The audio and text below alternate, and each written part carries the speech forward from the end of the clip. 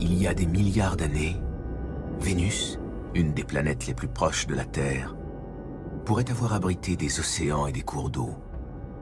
Des habitats fertiles comparables à ceux des premiers millénaires de la Terre.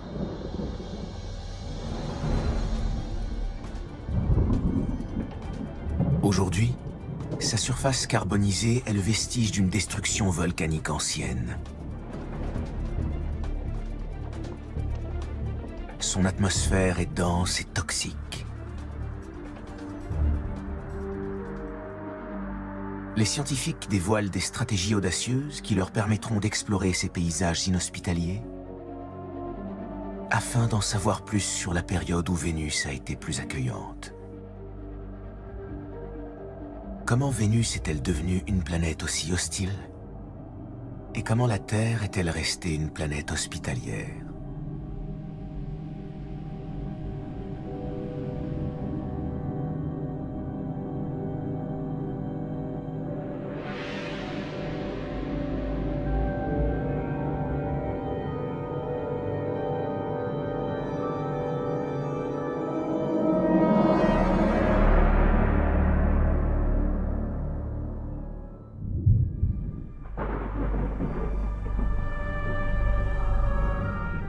À la surface, l'air vénusien, composé à 95% de dioxyde de carbone, est extrêmement dense et assez chaud pour faire fondre du plomb. L'atmosphère est envahie par d'épais nuages de dioxyde de soufre.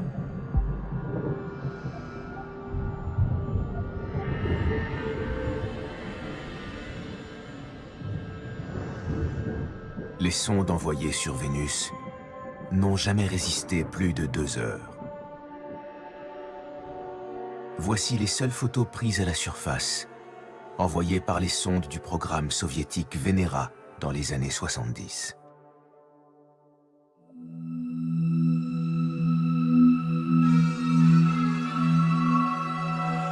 Les images radars captées par la mission Magellan dans les années 90 ont continué d'attiser notre curiosité. On imagine Vénus comme une planète affreuse et terrifiante, parce qu'on a gardé en tête les photos des sondes soviétiques, avec la roche érodée et l'atmosphère écrasante.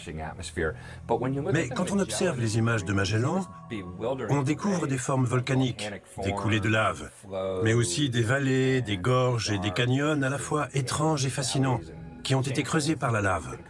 Il y a des volcans de toute taille et de différentes formes. Je suis sûr que les paysages sont très beaux.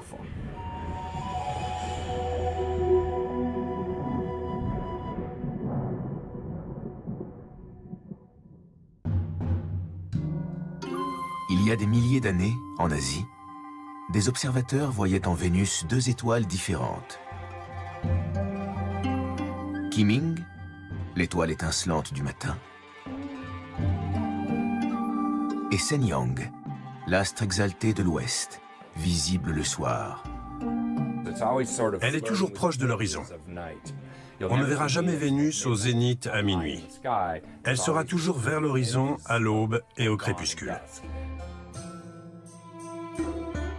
Les prêtres sumériens l'associaient à Inanna, la déesse de la sexualité, de la fertilité, de la beauté et de la séduction.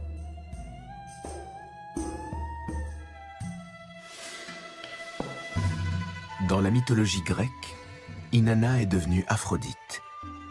Cette divinité née de l'écume protège les marins et nous invite à nous aventurer dans l'inconnu. Le mois d'avril était celui de Vénus dans la Rome antique. Durant les fêtes des Vinalia, les Romains célébraient la pureté et la piété. De l'autre côté de l'Atlantique, Vénus était considérée comme le petit frère du Soleil. D'une certaine façon, les plus fins observateurs de Vénus étaient les Mésopotamiens, les Aztèques, les Mayas et les Toltèques. Dans ces cultures, Vénus était une figure masculine, un guerrier macho armé d'une lance qui s'aventurait dans les enfers pour affronter les ennemis de l'humanité. Dans notre culture, on pense plutôt à la Vénus de Botticelli, mais à travers le monde, elle a été représentée d'une multitude de façons. Avec le temps, les mythes autour de Vénus ont été éclipsés par la science.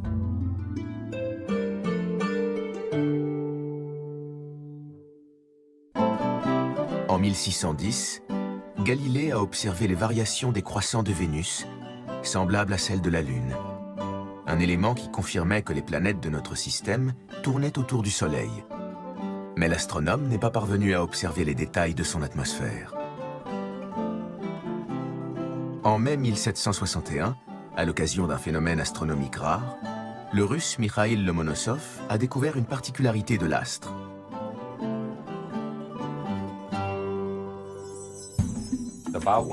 Environ une fois par siècle, Vénus passe entre le Soleil et la Terre.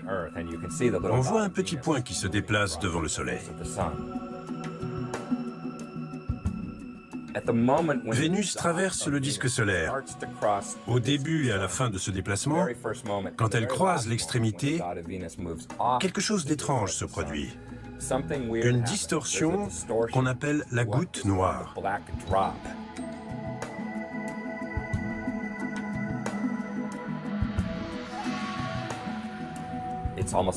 Comme si l'extrémité du Soleil se collait à celle de Vénus jusqu'à se déformer. Lomonossov a compris que ce n'était possible qu'à condition que Vénus soit dotée d'une atmosphère. On a alors pu calculer le diamètre de la planète et on s'est aperçu qu'il était proche de celui de la Terre. Pourtant, elle brillait beaucoup plus fort. Pourquoi? On s'est dit qu'elle était sûrement enveloppée par des nuages. C'était tout à fait juste. À l'époque, on a cru que ces nuages étaient constitués de gouttelettes d'eau. Ces similitudes entre Vénus et la Terre ont inspiré les auteurs de romans fantastiques et de science-fiction.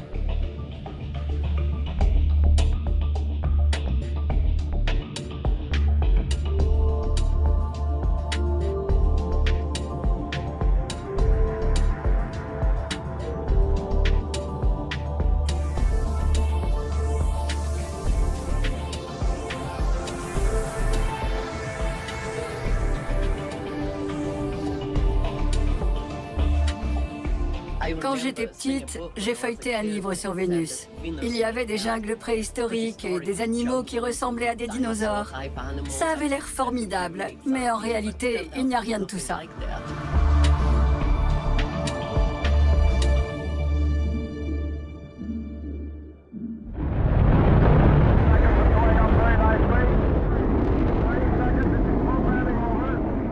Au début de l'ère spatiale, Mariner 2 a été la première mission à atteindre une autre planète. En 1962, Mariner 2 a été la première sonde à survoler Vénus. Ça nous a permis de découvrir qu'à la surface, la température était très élevée. Ça a touché les espoirs de ceux qui voulaient explorer Vénus. L'idée que c'était une planète habitable pour les hommes, couverte de forêts luxuriantes, ne tenait plus la route. Grâce à Mariner 2, les équipes de la NASA ont constaté que Vénus tournait très lentement sur elle-même et dans le sens inverse de celui de la Terre. C'était un triomphe pour les Américains.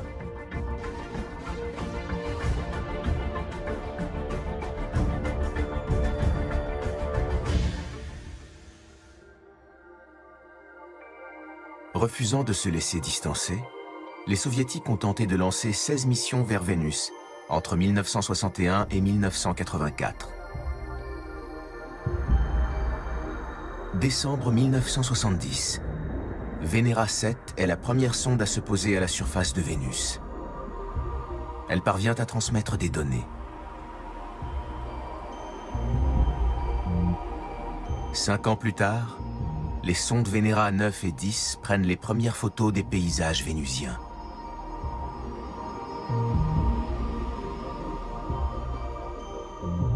En décembre 1978, la sonde américaine Pioneer Venus Orbiter a entamé une mission de cartographie radar qui a duré 13 ans. Elle a été rejointe par la sonde Pioneer Venus Multiprobe qui est entrée dans l'atmosphère de l'astre.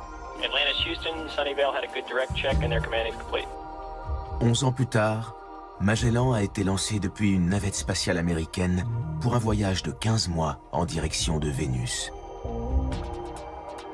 Okay, Peter, we copy. Check out.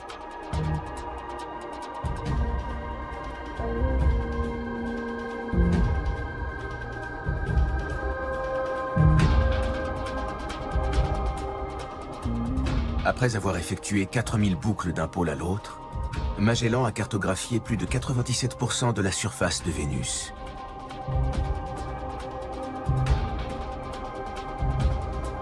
Ces images ont permis aux scientifiques de découvrir que la croûte de Vénus était très épaisse.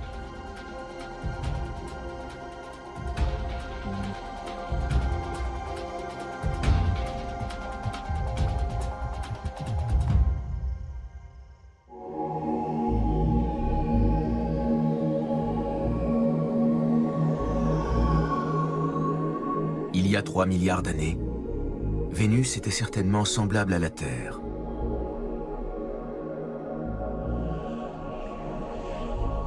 Les conditions favorables au développement de la vie étaient présentes. Tout indique que Vénus et la Terre ont été jumelles. Elles ont le même diamètre, elles font partie du même système. Plusieurs éléments indiquent que l'environnement de Vénus ressemblait à celui de la Terre peu après sa formation. Les deux planètes avaient des océans d'eau chaude et d'autres particularités nécessaires au développement de la vie au moment où elle est apparue sur Terre. Ce qui est très ennuyeux, c'est qu'on a très peu d'informations sur le passé de Vénus. La surface et l'atmosphère d'une planète sont comme une scène de crime. Sur Vénus, la scène de crime est presque inexploitable parce que tout a changé avec le temps. Les scientifiques qui veulent reconstituer son passé cherchent à répondre à une question cruciale. Quand l'évolution de Vénus a-t-elle divergé de celle de la Terre ? Vénus et la Terre sont jumelles en quelque sorte.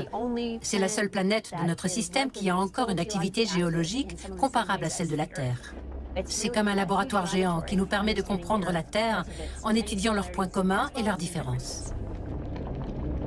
Vénus est un peu la jumelle maléfique de la Terre. En l'observant, on voit que deux planètes qui ont le même diamètre, la même densité et qui sont à peu près à la même distance du Soleil ont évolué de façon très différente.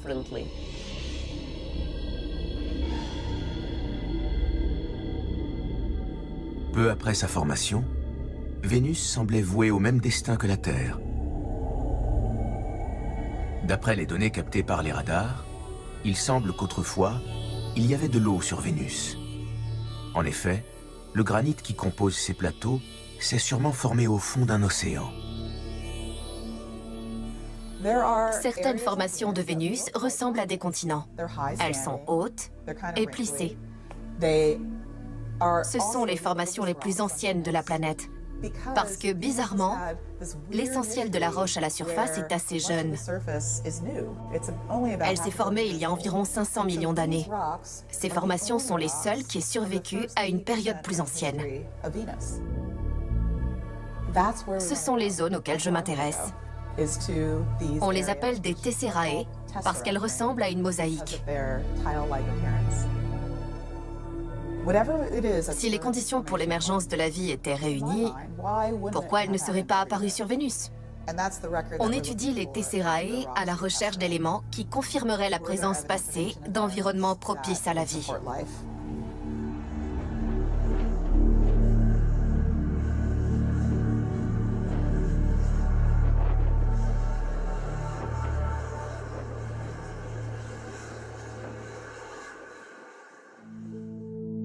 Vénus a plusieurs points communs avec la Terre. Son diamètre, sa masse et son corps rocheux. Mais la ressemblance s'arrête là. Les scientifiques ont déterminé que lors des dernières phases de leur formation, les planètes ont subi plusieurs collisions de très grande ampleur.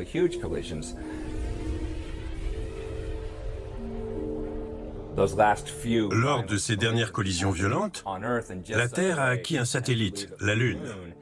Sur Vénus, la puissance et l'angle des impacts n'ont pas permis la formation d'un satellite, mais elles ont influé sur sa vitesse de rotation, qui est très lente. Il faut 243 jours à Vénus pour faire un tour sur elle-même. Il s'agit de la rotation la plus lente du système solaire. En plus, elle tourne dans l'autre sens. À la surface de Vénus, le Soleil se lève à l'ouest et se couche à l'est. Vu depuis la Terre, le Soleil semble se déplacer dans le ciel à plusieurs centaines de kilomètres/heure. Si on veut regarder le Soleil se coucher pendant plusieurs heures, on doit le suivre en avion. Sur Vénus, cette vitesse est de 6 à 8 km/h. En marchant à bon rythme, on peut suivre le lever ou le coucher du Soleil aussi longtemps qu'on veut. Vénus tourne à la vitesse à laquelle on marche. Et sa rotation pourrait être en train de ralentir. L'atmosphère très dense de Vénus pèse sur la surface et le relief, ce qui modifie la vitesse de rotation petit à petit et très légèrement. C'est ce qu'on a constaté en analysant les mesures effectuées depuis la Terre et avec Magellan et Vénus Express, la dernière mission européenne. Si la surface avance doucement, les nuages se déplacent très vite et leur vitesse varie. La sonde japonaise Akatsuki, aussi appelée l'orbiteur du climat de Vénus, a permis de découvrir que l'atmosphère de Vénus avait une rotation plus rapide que la planète elle-même, un phénomène appelé superrotation. Ce mouvement est provoqué par la température de la surface vénusienne. Vénus est dépourvue de champ magnétique, un élément clé dans la protection et le maintien de l'atmosphère terrestre.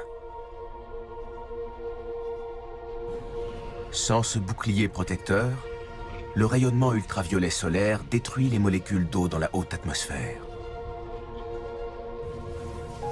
Puis le vent solaire, le flux d'ions et d'électrons éjectés par notre astre, balaye une grande partie de l'hydrogène dans l'espace. À la formation de notre système, le Soleil ne brillait pas autant qu'aujourd'hui. Vénus avait une atmosphère plus hospitalière, mais l'augmentation de la luminosité a provoqué un effet de serre. Les océans se sont évaporés, l'eau s'est retrouvée dans l'atmosphère, ce qui a accentué l'effet de serre. C'est devenu la planète chaude et sèche que l'on connaît aujourd'hui. On est convaincu qu'il y a eu beaucoup plus d'eau à la surface de Vénus que ce qu'on observe actuellement. La planète abritait certainement un océan peu profond, mais on ne sait pas vraiment quand cette eau a disparu. L'eau a peut-être été présente pendant plusieurs milliards d'années. Des milliards. Sur Terre, la vie a évolué très vite après la période où la planète a été heurtée par des météorites. Pourquoi ça n'a pas été le cas sur Vénus? L'absence de vie sur Vénus nous aide à mieux comprendre la Terre.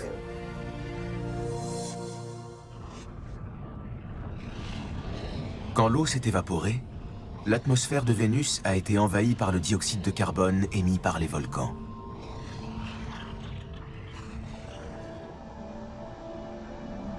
Mais sans les océans, ce dioxyde de carbone n'est plus absorbé et entretient l'effet de serre. Les océans se sont évaporés, notamment à cause de la vapeur d'eau qui a alimenté l'effet de serre. Plus l'eau s'évaporait, plus l'atmosphère se réchauffait à cause de l'effet de serre entretenu par l'évaporation de l'eau.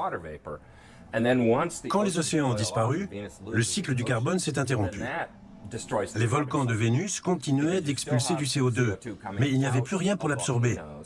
Les puits de carbone se sont évaporés en même temps que les océans. La température a commencé à augmenter avec la quantité de CO2 rejetée par les volcans dans l'atmosphère. Et sans l'eau des océans, la quantité de CO2 n'était plus régulée. L'effet de serre était donc de plus en plus prononcé.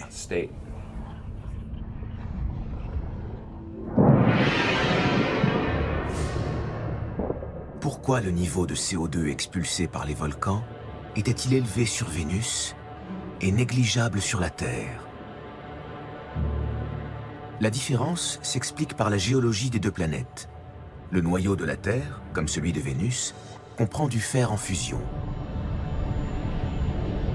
Avec le temps, la décroissance radioactive de l'uranium, du thorium et du potassium génère de la chaleur.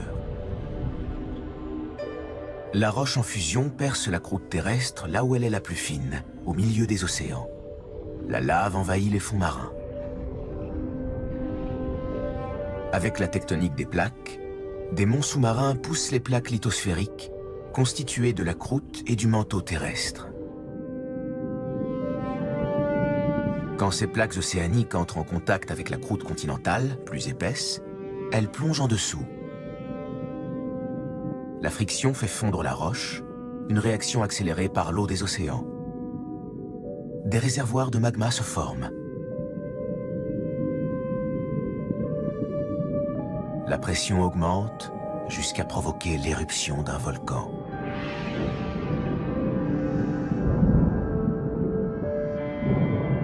La tectonique des plaques est à l'origine de 80 éruptions volcaniques par an.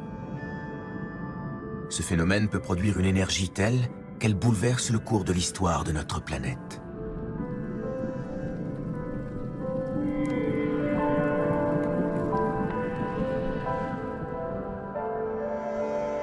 Le parc national de Yellowstone, en Amérique du Nord, est un laboratoire à ciel ouvert où l'on peut étudier la géologie terrestre. C'est l'association de composés organiques et de l'énergie géothermique dans des lieux comme celui-ci qui a peut-être permis le développement des premiers organismes vivants il y a des milliards d'années. Les sources chaudes et les geysers du parc sont alimentés par un dôme de magma situé dans les profondeurs de la Terre.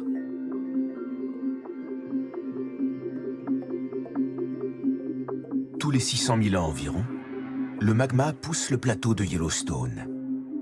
Des gaz chauds et de la lave sont expulsés à travers les fissures de la croûte terrestre. Le plateau s'effondre, ce qui entraîne des éruptions explosives. Les nuages de cendres éjectées s'étendent sur toute la surface du continent.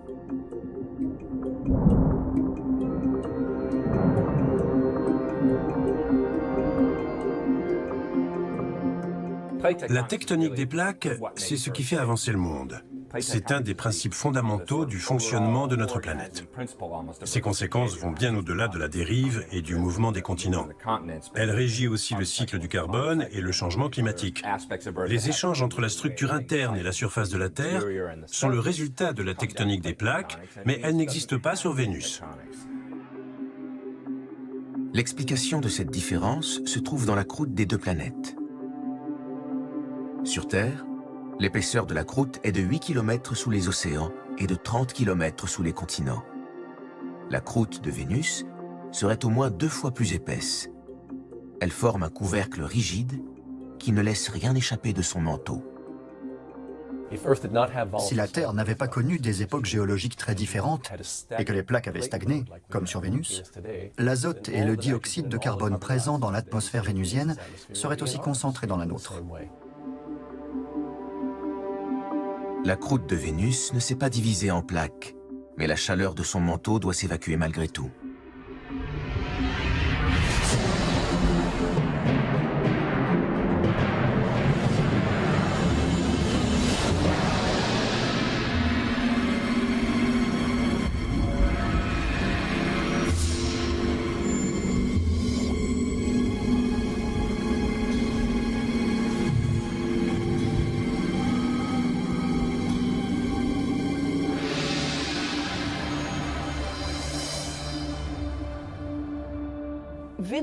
Vénus est une planète très volcanique. La majorité de sa surface est couverte de volcans de différents types. Sur les données des radars, dont la précision est de 100 mètres par pixel, on voit des petits cônes volcaniques, mais aussi des coulées de lave gigantesques qui s'étendent sur des milliers de kilomètres.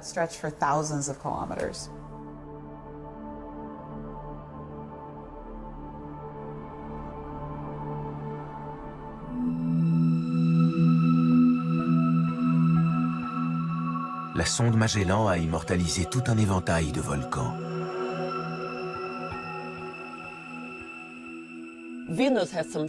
Vénus abrite des volcans boucliers. Le volcan bouclier est relativement plat. Il évoque la forme d'un bouclier posé au sol, d'où son nom. Vénus possède différents types de volcans qu'on ne trouve sur aucune autre planète du système solaire. Par exemple, des volcans en dôme, qu'on appelle des pancakes, parce que leur forme rappelle celle des petites crêpes. Ils sont plats sur le dessus et leurs flancs sont à pic.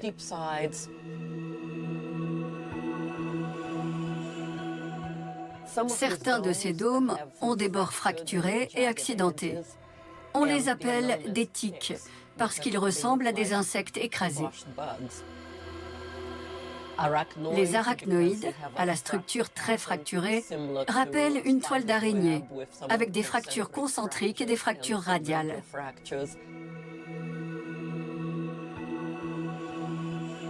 Les coronae sont des structures volcaniques très vastes, dont la forme indique qu'une partie de la roche de la croûte est peut-être renvoyée dans le manteau. Les coronae vénusiennes sont semblables aux calderas terrestres, avec des fractures concentriques et des effondrements successifs. Une colonne éruptive de gaz chaud et de cendres s'élève jusqu'à la surface et des volcans se forment, un peu comme ce qu'on observe à Hawaï. Les volcans qui constituent la Grande Île mesurent 150 km de large à eux deux. Mais sur Vénus, quelques coronae sont encore plus vastes. Vénus compte quelques volcans gigantesques. L'un d'eux fait 2600 km de diamètre. Sur Vénus, où rien n'indique qu'il y ait une tectonique des plaques, c'est par l'intermédiaire des volcans que la chaleur s'évacue ou qu'elle s'est évacuée par le passé. Les traces d'activité volcanique à la surface sont un témoignage de la manière dont Vénus essaie de se rafraîchir, dont sa structure interne rejette la chaleur et achemine le magma brûlant à la surface. Il y a 500 millions à 1 milliard d'années, un phénomène de grande ampleur s'est produit. Quand on observe Vénus depuis des satellites et qu'on compte les cratères visibles, on s'aperçoit que l'essentiel de sa surface est très jeune d'un point de vue géologique. Il y a 500 millions d'années, quelque chose a provoqué des éruptions volcaniques sur toute la surface de Vénus, alors qu'elle fait le même diamètre que la Terre. Aujourd'hui, on essaie toujours de déterminer la nature et les causes de cet événement.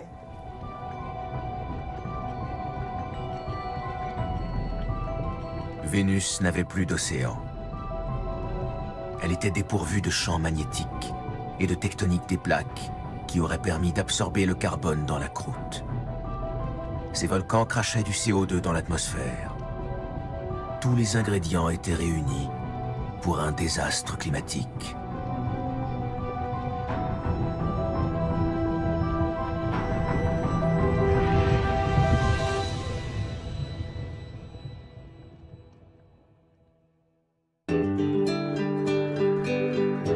Pendant ce temps, sa jumelle, la Terre, a réussi à cultiver une biosphère complexe et en perpétuelle évolution. L'étude des trajectoires opposées de la Terre et de Vénus est un des pivots d'une des plus grandes quêtes de la science moderne, la recherche d'autres systèmes solaires et de mondes habités dans la galaxie.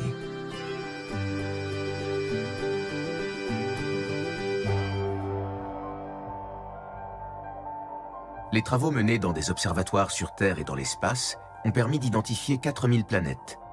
Des milliers d'autres pistes n'ont pas encore été explorées. Parmi ces exoplanètes, un grand nombre ont un diamètre comparable à celle de la Terre et de Vénus. L'orbite autour du Soleil de leur système les rend habitables et elles peuvent abriter de l'eau sous ses 3 états, liquide, solide et gazeux. D'après des études statistiques, ces planètes pourraient être au nombre de plusieurs milliards dans notre galaxie.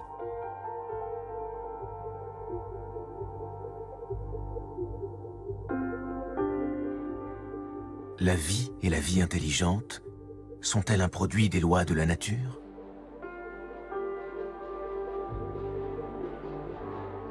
Ou le fruit du hasard?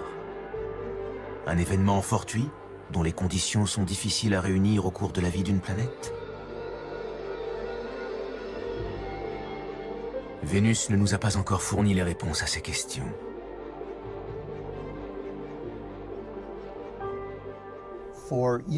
Pendant des années, quand on a commencé à en savoir plus sur Vénus, Les scientifiques et les partisans de la conquête spatiale disaient « Il ne faut surtout pas aller sur Vénus parce que la température est trop élevée à la surface, assez pour faire fondre du plomb. »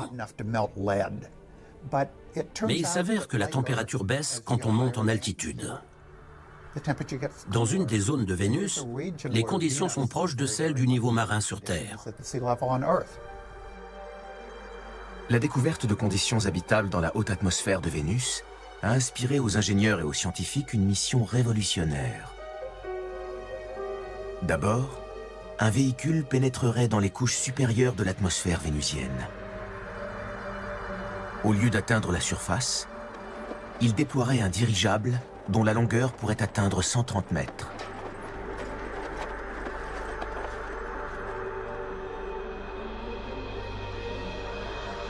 À bord de cette plateforme, baptisée le High Altitude Venus Operational Concept, ou HAVOC, les astronautes pourraient conduire des expériences. Elle pourrait même constituer la première pierre d'un avant-poste sur Vénus.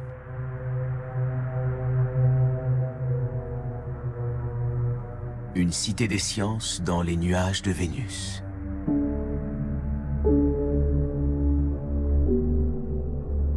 L'objectif serait d'exploiter les avantages de l'atmosphère de Vénus. À la surface, la pression est équivalente à celle ressentie à 900 mètres sous le niveau de la mer. Sa température est la plus élevée des planètes du système solaire. Mais à 50 km d'altitude, dans les nuages, la pression est équivalente à celle du niveau de la mer sur Terre. La température est celle d'une journée de début d'été en Europe ou en Amérique du Nord. Les ballons pourraient flotter à cette altitude.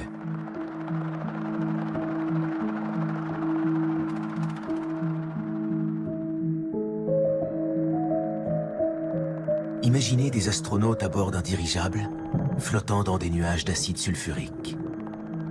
Les moteurs électriques seraient alimentés par le soleil. Ils rentreraient chez eux après une mission d'études.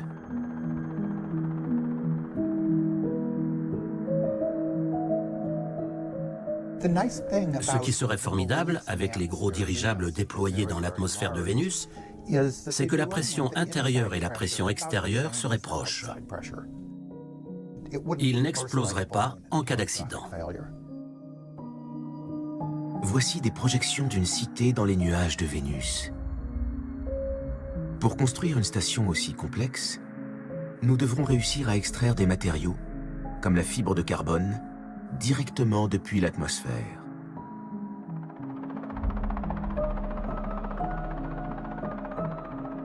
Le but de la mission est d'installer une station de recherche qui déploierait des sondes dans l'atmosphère de la planète, ainsi qu'à sa surface.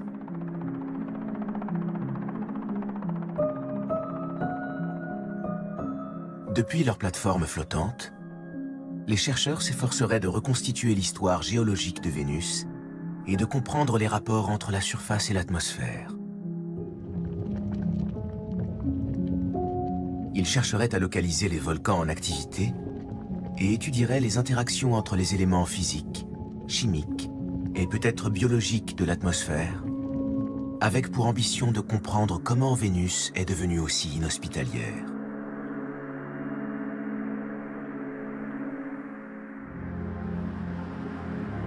En 1985, les scientifiques russes ont envoyé un ballon sur Vénus avec l'atterrisseur Vega 2.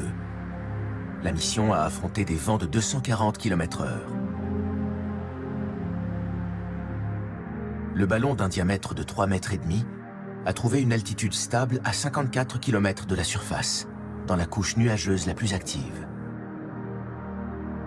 Il a effectué un voyage de 7400 km au-dessus de la face éclairée de la planète.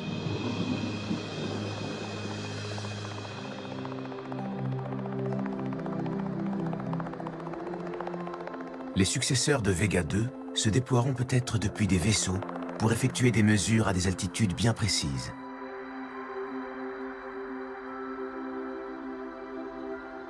Ces ballons pourraient former un réseau de capteurs capables de détecter des signes d'activité sismique.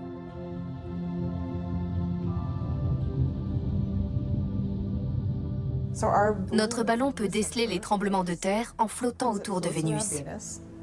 L'avantage, c'est qu'avec une atmosphère aussi épaisse, les ondes sonores des séismes se propageront jusque dans l'atmosphère et seront détectables depuis un ballon et même en orbite. C'est génial.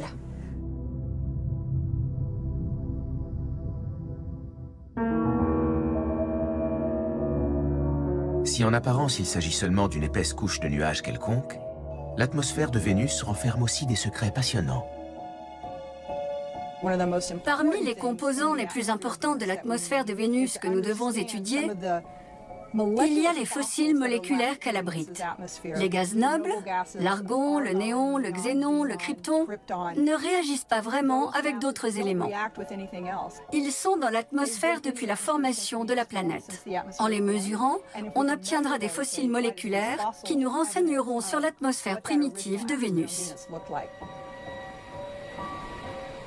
Ainsi, les chercheurs sauraient s'il y a eu des fleuves et des lacs à la surface de Vénus.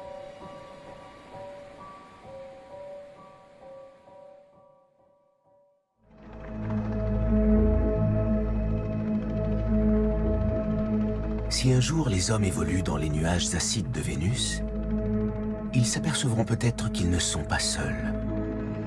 Il y a une centaine d'années, les astronomes ont commencé à remarquer des taches sombres qui apparaissaient uniquement dans le rayonnement ultraviolet. Les spécialistes de l'atmosphère de Vénus ont repéré une signature qu'ils ne parviennent pas à expliquer. Quelque chose dans les nuages absorbe les rayons UV, mais on ne sait pas de quoi il s'agit. Les rayons sont peut-être absorbés par des organismes vivants, des créatures des nuages. Il y a des nutriments, des éléments liquides, de nombreuses choses considérées comme indispensables à la vie. Le seul obstacle à la vie est l'acide dans les nuages. Mais on a découvert sur Terre des organismes extrémophiles, et notamment des organismes acidophiles, qui survivent dans des environnements très acides. Certaines bactéries terrestres, comme Thiobacillus ferrooxydans, ont un spectre d'absorption proche de ce qu'on a observé sur Vénus. La vie se serait-elle développée avant de migrer dans l'atmosphère, quand les conditions à la surface sont devenues intenables? Sur Terre, on a découvert des microbes à 40 km d'altitude. La vie s'est développée sur Terre il y a 4 milliards d'années. Elle a donc colonisé tous les espaces possibles. Elle est partout, aussi bien dans les profondeurs que dans les nuages. Si on réussit à aller sur Vénus et à flotter dans son atmosphère, on doit essayer de déterminer si les conditions nécessaires au développement de la vie y sont réunies et si elle abrite des organismes vivants.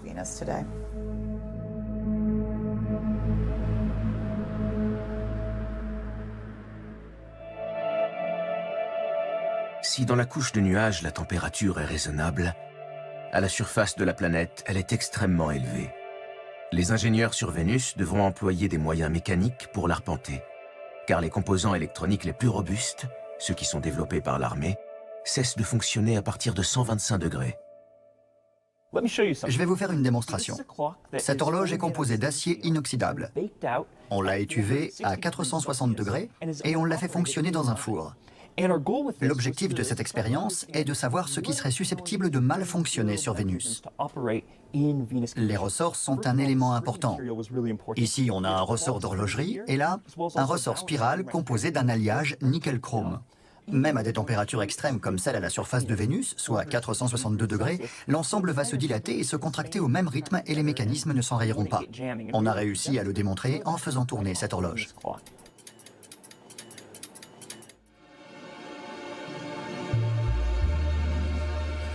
À l'instar de celle de Mars, l'exploration de Vénus nécessitera des déplacements. Mais la plupart des technologies utilisées par les scientifiques ne fonctionneront pas sur Vénus. C'est notamment le cas de l'électricité solaire. On peut exploiter l'énergie solaire à la surface de Vénus, mais à des niveaux bien inférieurs à ce qu'on est capable de faire sur Terre. À cause de l'épaisse couche de nuages et du décalage vers le rouge de la lumière, les panneaux solaires fonctionnent moins efficacement. L'autre difficulté, c'est la longue nuit de Vénus. Elle dure environ 60 jours. On cherche donc à exploiter l'énergie éolienne. Les vents de surface sont lents et denses. Si on extrait l'énergie de ces vents avec une turbine et qu'on la transmet aux roues, le véhicule pourra se déplacer lentement avec un couple élevé. En exploitant l'énergie du vent, on pourra faire avancer des véhicules à la surface de façon mécanique. On pourra envoyer des capteurs et des radios à la surface. Mais la puissance de traitement, les ordinateurs utilisés pour la mission resteront dans un véhicule en altitude. Comme un avion qui volerait à 50 km de la surface, ou bien encore un satellite.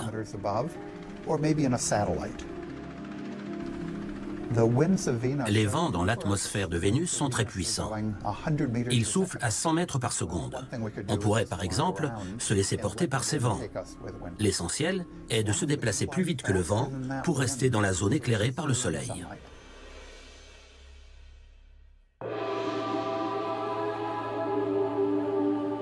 Malgré la température extrême qui règne à la surface de Vénus et les pluies acides qui tombent en permanence, les astronomes situent la planète dans ce qu'on appelle la zone habitable étendue. En étudiant Vénus, on peut se demander où est la limite de la zone habitable. Aujourd'hui, dans notre système solaire, on la place entre la Terre et Vénus. Mais il y a plusieurs milliards d'années, quand elle possédait un océan, Vénus était dans la zone habitable. Les chercheurs pensent qu'à un moment donné, la pression atmosphérique sur Mars était plus élevée et l'atmosphère certainement plus chaude et plus humide. Sur Vénus, la pression a été moins élevée et les quantités d'eau plus importantes qu'actuellement. Aujourd'hui, l'environnement est très sec. À l'époque où la pression était plus basse et l'eau présente, la planète était sûrement habitable. Les conditions ont dû évoluer avec le temps.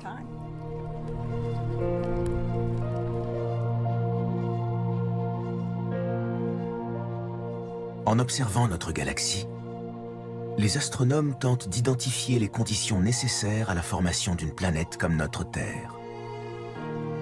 Les exoplanètes sont trop éloignées pour qu'on puisse les étudier en détail.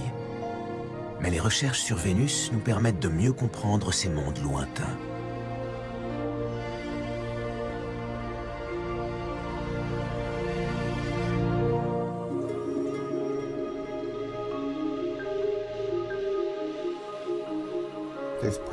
Il y a des millions, sûrement même des milliards de planètes semblables à la Terre et à Vénus. On aimerait comprendre pourquoi Vénus est devenue un désert hostile.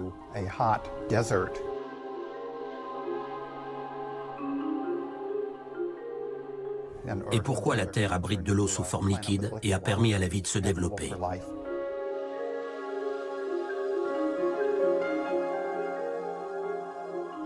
D'après ce qu'on sait de son histoire, Vénus a pu faire partie de la zone habitable. Les spécialistes des exoplanètes savent qu'il ne faut pas considérer ces astres comme des environnements extrêmes et inhospitaliers. Il faut les étudier en détail. On sait maintenant que la zone habitable peut être beaucoup plus proche de l'étoile centrale du système.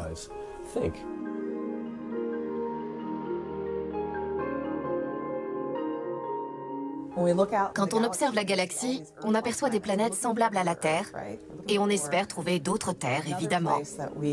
On cherche des mondes qui ressemblent aux nôtres, des planètes de la taille de la Terre. Et il se trouve que la planète la plus proche qui remplit ce critère, c'est Vénus, notre voisine. Elle nous permet d'en savoir plus sur la formation des planètes de cette taille et sur leur habitabilité.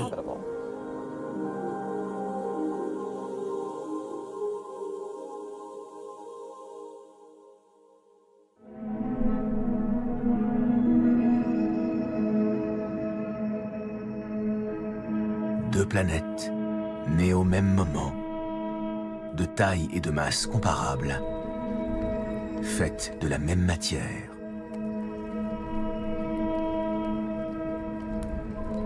Il y a des milliards d'années, elles abritaient toutes deux des océans et une atmosphère riche en vapeur d'eau.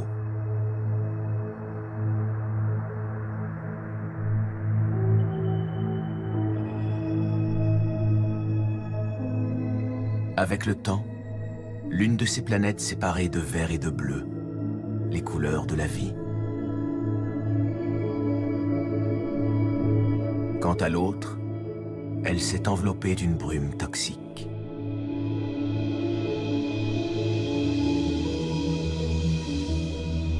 Et des éruptions volcaniques ont transformé sa surface.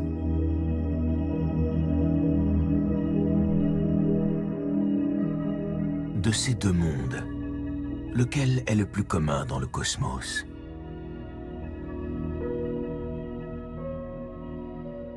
On dispose de nombreuses informations sur Mars. On y a envoyé des dizaines de sondes. Nos rovers ont sillonné sa surface. Mais on en sait encore très peu sur Vénus. Nous devons approfondir notre exploration de cette planète pour en découvrir davantage sur sa circulation atmosphérique et son climat. Vénus ne doit pas devenir la planète oubliée du système solaire. Mieux comprendre Vénus, c'est mieux connaître la Terre.